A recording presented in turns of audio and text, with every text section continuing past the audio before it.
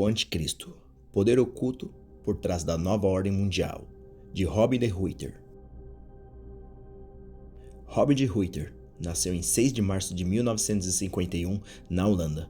Muito jovem, mudou-se com seus pais para a Espanha, onde estudou teologia, história e espanhol, entre outras coisas. Durante seus estudos de teologia, teve a oportunidade de ajudar muitas pessoas com traumas psicológicos ocasionados por seitas destrutivas. Desses, ajudou principalmente as crianças traumatizadas que passaram por abusos em rituais satânicos. Suas investigações lhe renderam reconhecimento na América Latina e Europa, onde é reconhecido por sua ampla trajetória investigativa. E por ser um eloquente orador, é solicitado com frequência em diversas organizações e instituições educativas. Rob de Ruyter não se identifica com nenhuma corrente política. É um escritor católico interessado em expor as injustiças originadas tanto da direita como da esquerda. Suas obras são publicadas em diferentes países. Omnia ad majorem Dei gloriam. Entrego tudo para a maior glória de Deus.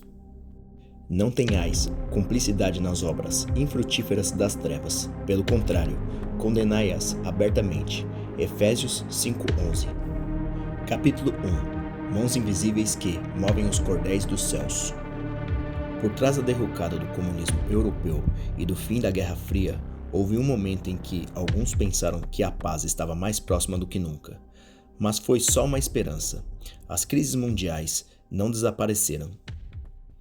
Mediante hábeis enganos, continuam se produzindo guerras, crises econômicas, revoluções e derrocadas políticas.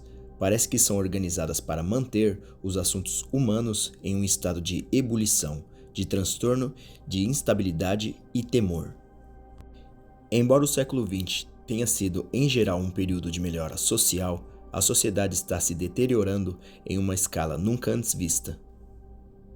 O problema da fome que açoita milhões de pessoas, a onda de crimes que gera pavor, o narcotráfico ilegal, o terrorismo, as crises econômicas, a contaminação, o medo da inflação, as doenças tais como a AIDS que parece ter surgido do nada, as guerras e muitas outras coisas que colocam em perigo a segurança e a vida, fazem que, cada vez mais, as pessoas estejam de acordo em um ponto, em que a humanidade precisa de alívio.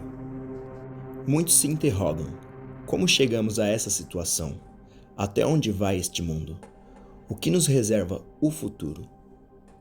Todo efeito tem sua causa. Qual é a verdadeira causa da angústia da humanidade? É certo que existem muitas pessoas egoístas e sem amor. Elas nunca estão isentas de culpa. Mas a razão principal pela qual padecemos estes efeitos angustiosos é claro que é outra. Manuel Bonilla Sauras, em sua obra Los Amos del Socialismo, Os Senhores do Socialismo, publicado em 1986, cita Nicholas Murray Butler, presidente da Fundação Carnegie, da Universidade de Colômbia e chefe da Associação Britânico-Israelita, que afirma: o mundo está dividido em 3 categorias de pessoas. Uns tantos que fazem os acontecimentos se produzir, outro grupo que vela por sua execução e cuida para que se cumpram, e uma ampla maioria que não sabe jamais o que aconteceu na realidade. O filósofo Joseph de Maistre afirmou: os verdadeiros detentores do poder, os que movem os cordéis, vivem na sombra, por trás do pano de fundo do cenário. Da mesma maneira, o famoso estadista vitoriano Disraeli disse: o mundo é governado por pessoas muito diferentes do que imaginam aqueles cujos olhos não observam entre os bastidores. Honoré de Balzac, um dos autores mais perspicazes da literatura europeia, disse: existem homens que se movimentam por trás dos bastidores e, consequentemente, existem 2 histórias: a história oficial e enganadora que se ensina para uso do príncipe e a história secreta, na qual se encontram as verdadeiras causas dos acontecimentos. Uma história vergonhosa. Serge Routin disse: o destino das nações frequentemente depende de homens que não possuem cargos oficiais. Trata-se de sociedades secretas com autênticos governos ocultos que decidem. Nosso destino sem que nos apercebamos disso. Um dos homens que mais poder chegou a alcançar na vida, o estadista alemão Walter Rathenau, afirmou no Neue Wiener Press, de 24 de dezembro de 1912, 300 homens que se conhecem entre si e que nomeiam seus próprios sucessores dirigem os destinos do mundo. A razão de seu poder fundamenta-se em seu absoluto sigilo. Durante uma reunião de ganhadores do Prêmio Nobel em Lindau em 1978, disse o famoso bioquímico George Wald: "Não creio que os governos do mundo ocidental realmente governem. Acredito que eles obedecem como cúmplices de grandes poderes financeiros e poderes industriais. Existe um montão de gigantescas multinacionais e transnacionais concentrações de poder e riqueza, como jamais existiu em toda a história da humanidade. Essas não são empresas, mas potências mundiais. Tem poder militar? Naturalmente tem nosso poder militar. Tem sistemas de controle e administração? Naturalmente tem nossos governos. Mãos invisíveis movem os cordéis ou os destinos do mundo. Os protagonistas aparentes da história são simples marionetes dirigidas na sombra. Se tudo isto é certo, o que é que estes homens da sombra estão procurando?